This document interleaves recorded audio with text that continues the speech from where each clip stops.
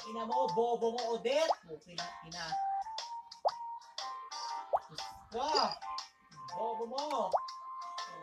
Ina, bobo nyo. Ano ba yan? What's happening to the Philippines?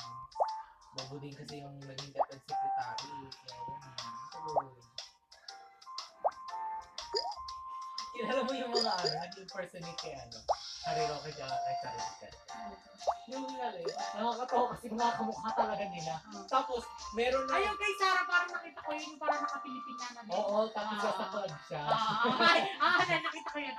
Meron naman yung kasi sumikat, parang lang sila, mga sumikat lang talaga sila kasi mga magkakaiwalay silang insidente na sumikat kasi mga kamukha nila si tapos isa naman si Harry Roque inaasar kasi siya na Harry Roque habang like nagkaklabing sila. Tapos ayun, sumikat na siya na parang siya yun na yung racket niya na nag-ano siya na si Harry Roque. Tapos ang naman ang naging naman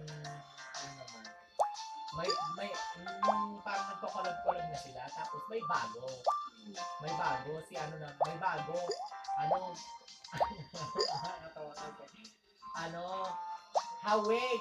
hawig ni Lenny. Hindi naman siya totally na parang super kamukha. Pero hawig niya kasi like parang pag tinitignan mo siya ng matagal, may hawig talaga. Kaya nakakatawa kasi magkakasama silang tatlo.